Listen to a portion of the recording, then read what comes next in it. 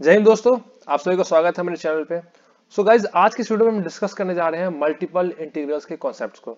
So guys, जो हमने engineering mathematics questions का एक सीरीज स्टार्ट किया था, उसमें ऑलरेडी मैं limits and continuity, partial derivative, composite function and total differentials, इन सभी पे ऑलरेडी मैं उनके जो कॉन्सेप्ट्स होते हैं एंड उन पे बहुत सारे जो क्वेश्चंस हैं, उनके एग्जांपल्स हैं जो कि इंपॉर्टेंट है एंड सभी एग्जांपल्स में अलग अलग कॉन्सेप्ट्स यूज हो रहे हैं, वो सब ऑलरेडी मैं डिस्कस कर चुका हूँ। सो अगर आपने उन वीडियोस को नहीं देखा है तो एक बार जाकर आप उन वीडियोस को देख लें। उन वीडियोस को जो प्लेलिस्ट का लिंक है आपको इस वीडियो के डिस्क्रिप्शन बॉक्स में मिल जाएगा। सो स्टार्ट करते हैं आज की इस वीडियो को। हमारा टॉपिक है मल्टीपल इंटीग्रल्स। अब ये जो मल्टीपल इंटीग्रल्स है, बेसिकली इसमें दो टाइप के इंटीग्रल्स होंगे, डबल इंटीग्रल, ट्रिपल इंटीग्रल। सो इन दोनों को पढ़ने से पहले आपको जो सिंपल इंटीग्रल कॉन्सेप्ट है वो पता होना चाहिए, जो कि होता है क्लास 11-12 का, जिसमें हम सिंगल डिफरेंशिएशन, सिंगल इंटीग्रेशन करते हैं।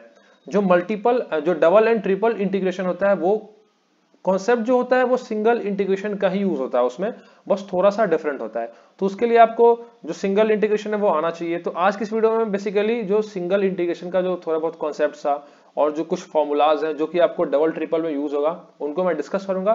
फिर मैं नेक्स्ट वीडियो से पहले करूंगा डबल के क्वेश्चंस और उसके और डिटेल में कॉन्सेप्ट्स, और फिर ट्रिपल के। सो जनरली जो हम इंटीग्रेशन कॉन्सेप्ट्स को यूज करेंगे वो हम करेंगे डेफिनेट इंटीग्रल्स को। क्या करेंगे हम? डेफिनेट इंटीग्रल्स को।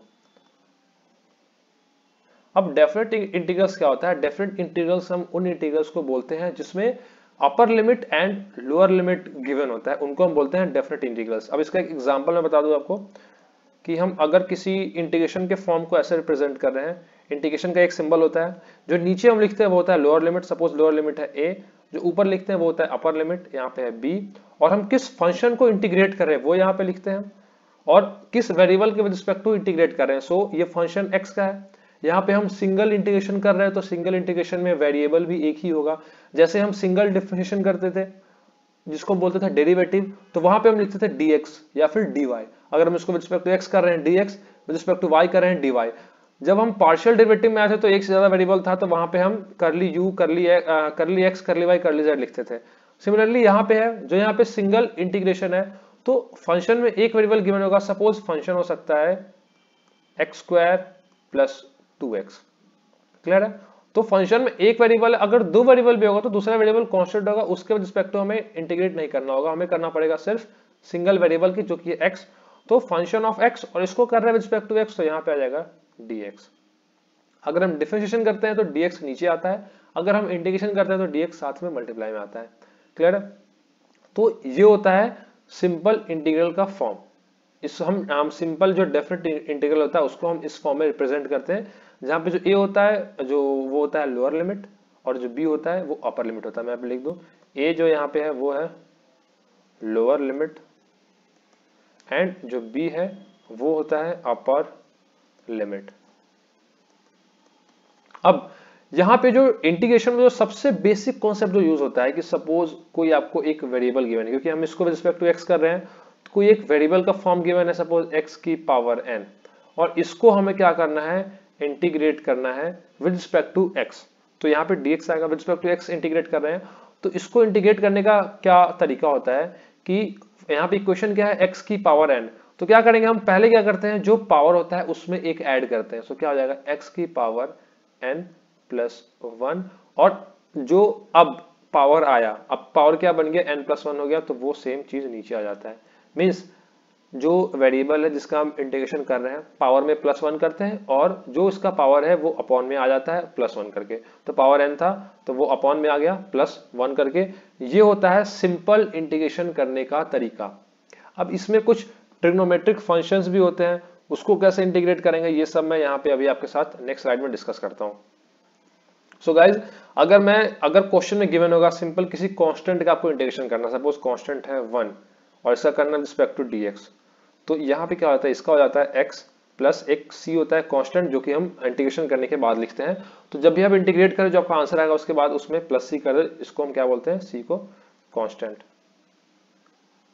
क्लियर है? अब इस 1 का x कैसे होता है उसको मैं पिछले वाले कॉन्सेप्ट से रिलेट करके बताता हूं। हम इस 1 को, जो यहाँ पे 1 गिवन है, इसको हम लिख सकते हैं 1 इंटू इसको, जो 1 है इसको हम इंटीग्रेट करें विद रिस्पेक्ट टू x, तो मैं लिखता हूं 1 इंटू एक्स की पावर 0 dx। क्लियर है? तो हम इसको इस फॉर्म में लिख सकते हैं इंटीग्रेशन। अब x की पावर 0 है और 1 मल्टीप्लाई बाई समथिंग, तो वो जो समथिंग वाला टर्म होता है वही होता है। सपोज जैसे होता है एक्स स्क्वायर, तो आप एक्स स्क्वायर लिखें या फिर आप एक्स स्क्वायर इंटू 1 लिखें, दोनों सेम ही होता है।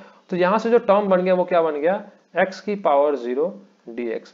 अब यहाँ पे x की पावर 0 है तो हमें क्या करना पड़ता है इंटीग्रेशन करने के लिए, पावर में +1 और वही चीज कहा जाता है अपॉन में। सो यहाँ पे क्या आ जाएगा, x की पावर 0 + 1 अपॉन 0 + 1। सो यहाँ से क्या बन गया, x। क्लियर है। सो इसीलिए किसी भी कांस्टेंट का हम जिस वेरिएबल के रिस्पेक्ट टू इंटीग्रेट करते हैं वो वेरिएबल उस कांस्टेंट के साथ मल्टीप्लाई हो जाता है। अगर यहाँ पे होता है इंटीग्रेशन ऑफ 2 dx, तो ये क्या हो जाएगा 2 इंटू एक्स की पावर 0 dx, और इसको हम लिख सकते हैं 2 इंटू एक्स की पावर 0 + 1 अपॉन 0 + 1, क्योंकि क्या हो जाएगा 2x। क्लियर है। सो ये तरीका है इंटीग्रेशन करने का। अब ये यहाँ पे a2 था, अब सपोज इस 2 को हम किसी इसको रिप्रेजेंट करते हैं, जो भी कांस्टेंट होगा उसको a से, और इसका आगे हो जाएगा dx, तो क्या हो जाएगा इसका ax प्लस c, यहाँ पे और ऐड करेंगे। क्लियर है।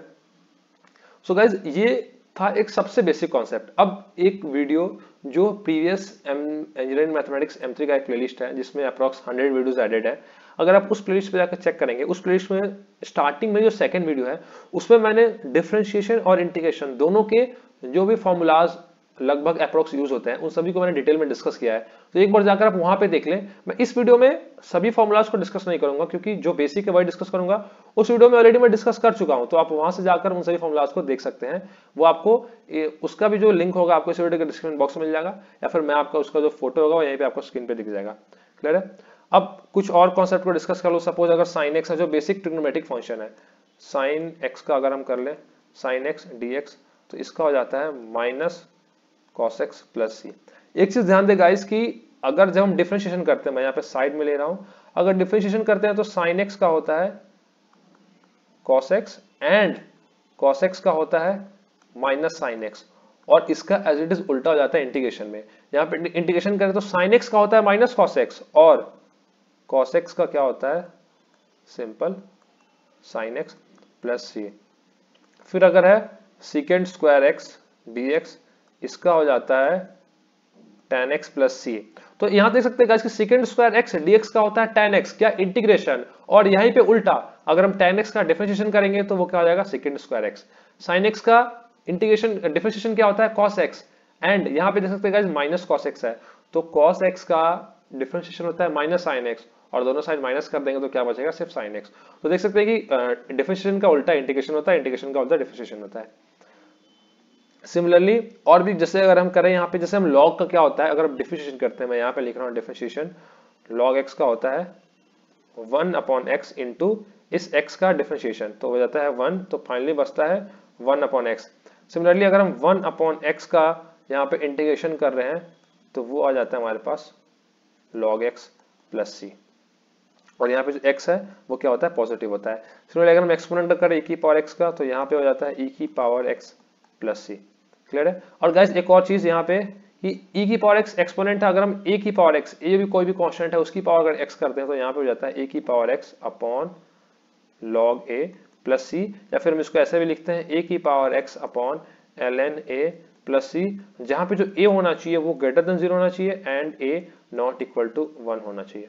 क्लियर है। क्योंकि अगर a 1 की इक्वल हो गया तो 1 की पावर x, 1 की पावर समथिंग वो 1 ही होता है, तो उसको तो जो हम उसको अगर इंटीग्रेट करेंगे तो वो कौन सा फॉर्मूला पे चला जाएगा जो पीछे हमने डिस्कस किया था 1 इंटू dx वाला। क्लियर है। सो ये गाइस ये है कुछ बेसिक फॉर्मूलाज। अब यहाँ पे e की पावर x है, एक चीज ध्यान दें गाइस, e की पावर x प्लस c है, तो डिफरेंशिएशन में जो हम e की पावर x का अगर हम करते हैं डिफरेंशिएशन, तो वहां पे क्या होता है e की पावर x इंटू इस x का डिफरेंशिएशन साथ से मल्टीप्लाई हो जाता है। बट इंटीग्रेशन में क्या होता है e की पावर x तो एज इट इज आएगा, बट जो पावर में होता है e के, यहाँ पे जो भी पावर में होगा उसका डिफरेंशिएशन अपॉन में आ जाता है, ये चीज आप ध्यान देंगे। तो यहाँ पे x का डिफरेंशिएशन 1 होता है, 1 अपॉन में आ जाएगा तो वो 1 ही रहता है, तो वो आपको नजर नहीं आता है, बट ये चीज आप जब क्वेश्चन सॉल्व करेंगे वहां पे ध्यान देना पड़ेगा। सो गाइज आई होप कि कुछ बेसिक फॉर्मूलाज आपको क्लियर हो गए होंगे। एक बार आप जो पिछले वाले वीडियो है उसको डिटेल में देख लें आप, उससे आपको बहुत सारे कॉन्सेप्ट क्लियर हो जाएंगे। सो गाइज इस वीडियो में कोई भी डाउट हो, कोई भी क्वेरी हो, कुछ सजेशन आप देना चाहते हो, कुछ और कॉन्सेप्ट जानना चाहते हो तो आप कमेंट सेक्शन में मैसेज करके बता सकते हैं, या फिर अगर आप सोशल मीडिया हैंडल्स पे कनेक्ट करके वहाँ 1-to-1 बात करना चाहते हो, कुछ पूछना चाहते हो, तो आपको डिस्क्रिप्शन बॉक्स में ही लिंक्डइन हो गया, इंस्टाग्राम हो गया, टेलीग्राम चैनल का लिंक हो गया, व्हाट्सएप चैनल का लिंक हो गया, वो सब मिल जाएगा। वहां से आप कनेक्ट करके एंड वहां पे कोई भी डाउट, कोई भी क्वेरी हो पूछ सकते हैं। एंड गाइज, इन वीडियोस को अपने दोस्तों के साथ शेयर करना ना भूलें, अपने कॉलेज ग्रुप्स में, क्लास ग्रुप्स में शेयर जरूर करें, सो दैट कि ये जो कॉन्सेप्ट होता है ना, बहुत बच्चों को कॉलेज टाइम में टफ लगता है एंड वो सिलेबस को टाइमली कवर नहीं कर पाते और एग्जाम में बेटर मार्क्स स्कोर नहीं कर पाते। सो अगर ये वीडियोस, ये कॉन्सेप्ट्स उनके पास टाइमली पहुंच जाएगा तो वो भी इन सभी कॉन्सेप्ट्स को इजीली पढ़ के, क्वेश्चंस को प्रैक्टिस करके एग्जाम में बेटर मार्क्स स्कोर कर सकते हैं। So guys, thanks for watching the video and don't forget to like, share and subscribe. Thank you.